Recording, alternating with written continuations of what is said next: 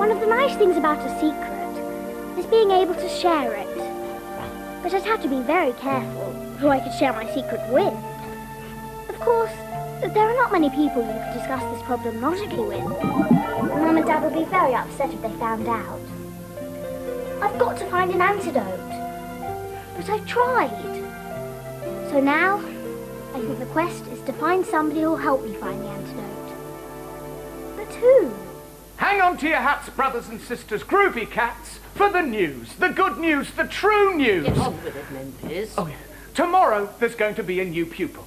Now, he's been placed here because of the low fees. I mean the flow and ease that the Rocket Academy is able to bestow on its more gifted students. But we do not discriminate. No, we do not.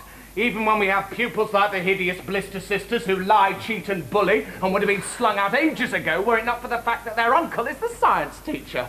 Which brings me back to the new boy. Now, he's a particularly wizard scientist, but he does have a weak spot, like most geniuses. Although we have yet to discover our own dear JJAHH. Now, this boy's weak spot is his name, his surname. He's very sensitive about it.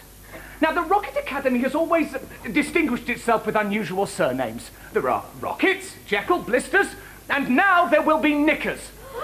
Edward Knickers, spelt with a K. Now, quiet. Quiet! All of you! Thank you. Now, the name would be from... Marks and Spencer's. The name would be from mid-European origins. Now, this boy's not to be mocked or jeered at in any way.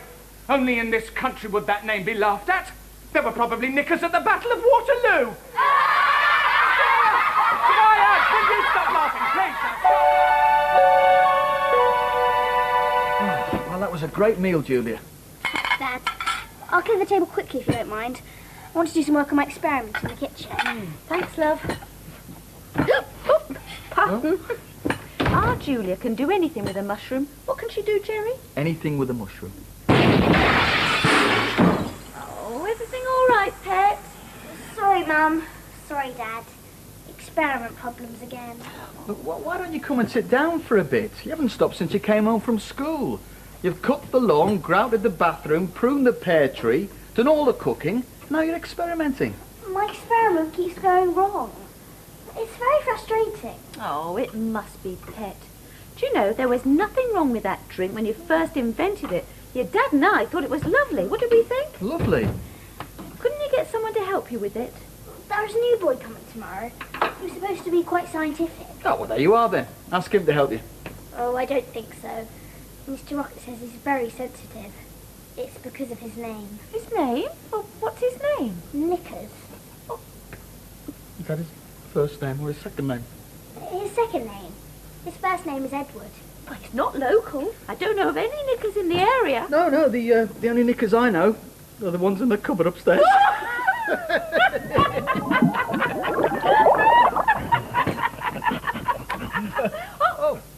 That phone's gone, Jerry.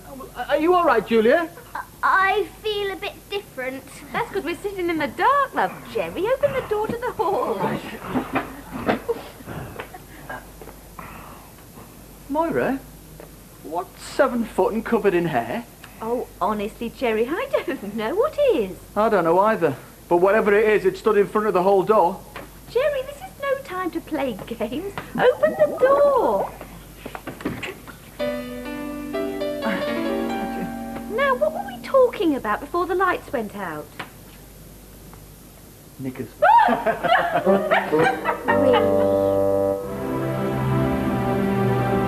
Jazz person. Yes, Mr. Rocket. Jekyll. Yes, Mr. Rocket. Knickers. Knickers. Why have I got no knickers? Mumsy. Yes? My deepest apologies, Head Teacher Mr. Rocket, sir. I thought I was lost. Boys and girls, ladies and gentlemen, this is Edward Knickers. Sorry. I'm looking forward to the science classes. What's the science teacher like? He's a rotten stinking rat. And you'll never guess. His name is Lester Blister. Don't you think that's a funny name? What do you like doing in science classes, Edward? Oh, most things, but especially systematic postulators and miscible mutant transformation. Oh, Mr. Blister won't like that. His idea of science is going Chris in a saucer. What does immiscible mean? It means it can't be mixed with anything. I made an immiscible invention once, but it all went wrong. Oi, Nickers! Have they been telling you how this school ticks? And what ticks loudest? Okay, Droopy Jaws, what are you staring at? That's what I'm trying to figure out. Be careful, Edward. They're the Blister sisters. Right, Blisters, what's your game? If it's bullying, I'm not impressed. And you won't be either. The last bully who had to go at me found himself through a simple electronic detonation device, marooned on an ice floe in the Antarctic for 7 weeks. 7 weeks? You can ring him up if you want to, but he's still finding it tricky to hold the phone. An earlier bully had another simple but effective treatment. Every time he sat down, the seat of his pants sent up a firework, and the invisible cassette played gems from Chitty Chitty Bang Bang. Oh, yeah! Yeah, great stuff. But we're not the biggest bullies in the school. No way. You haven't met Harriet Hyde. Who's she? You know King Kong? Not personally, but I know who you mean. Well, Harriet is like his sister. And you find it very difficult to put a firework in the seat of her pants. And if your set that plays Chitty Chitty Bang Bang, it might not be necessary. She could well change. See, the very mention of Harriet has made Miss Goody Two-Shoes Jekyll go running for her life. So you'd better watch out, or she'll turn you into Mr. Mincemeat of the Year.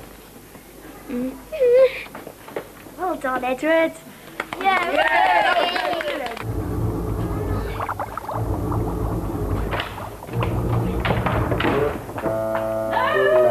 Big Memphis, I've got a nice surprise for you. Here you are, Memphis. This will brighten up your study.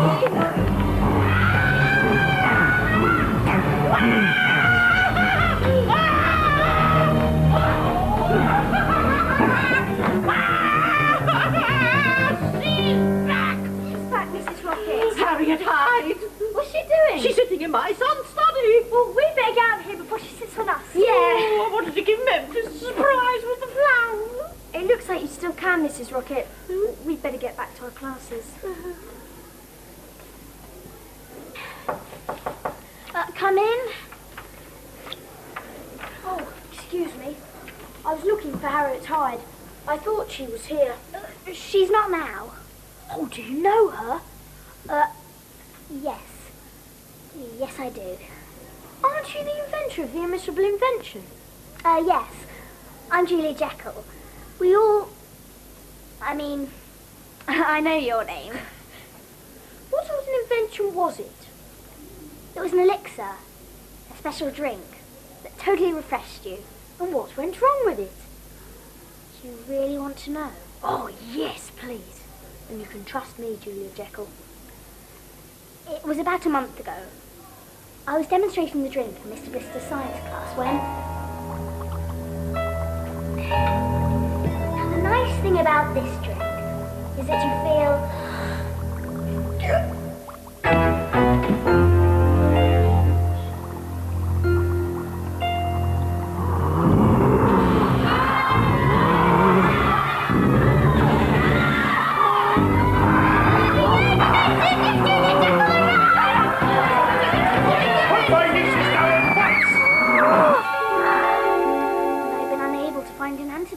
I'll help you. Would you really? And please, don't tell anyone. I wouldn't like this story to get into the papers. Mum's the word. And after school, we'll start the search for the antidote in the school laboratory. A bit of that. A bit of that.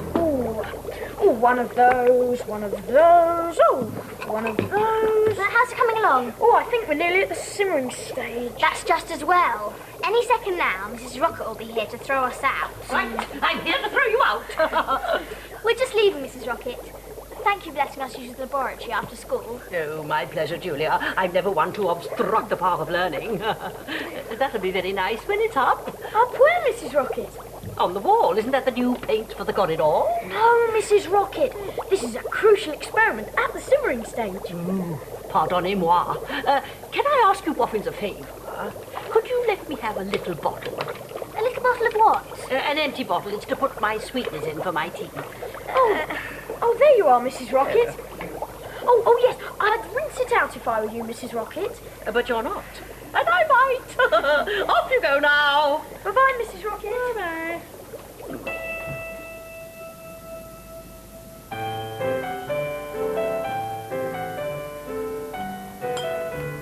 You like this, Memphis? It's Lapsang Souchon. Oh, I thought it was tea. Tis tea, great Nana. Where do you think it comes from? Tesco's? China? It's from China.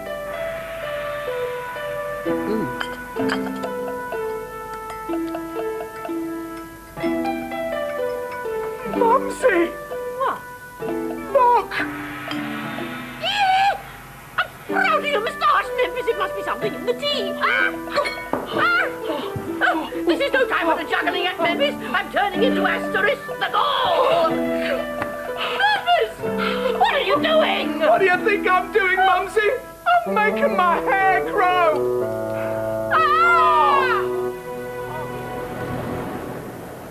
Right, my next question. What is a mole? Knickers. It's a collection of a substance containing as many molecules... Wrong. It's a little furry burrowing creature. I beg your pardon, sir, but... But nothing. I'm sick to the hilt of you swatty, brainy kids who think you know better than your teachers. You will stay in and work after school. I usually do, sir. That's it! That's the last straw. I'm going to make things really tricky for you, Knickers. I'll soon change you and Miss Julia Jekyll. Can I be excused, sir? You're always excused when there's trouble. Off you go. By the time I finish with you, Knickers, you'll be sorry that you ever corrected me, that you'll never correct no one no more. Sir, are you sure that's grammatically correct?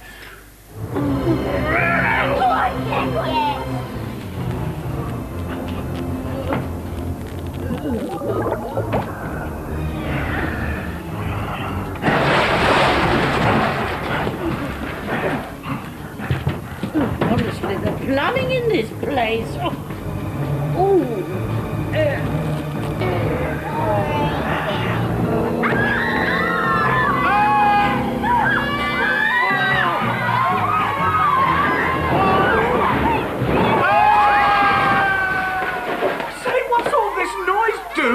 Not another way out experiment, I hope. Harriet hired just threw our Uncle Lester through the lab ceiling. Oh, that's okay then. Okay, what is okay about it? Well, the sanatorium is above the lab. It'll save us the bother of having to carry him upstairs. Oh, are you going to be working with Julia on that experiment after school today, Edward? I think I'll take my time on that one, Mrs. Rocket. Suit yourself. Now, if you'll excuse me, I want to ask Mr. Blister for a splash of aftershave. Oh, Mr. Blister.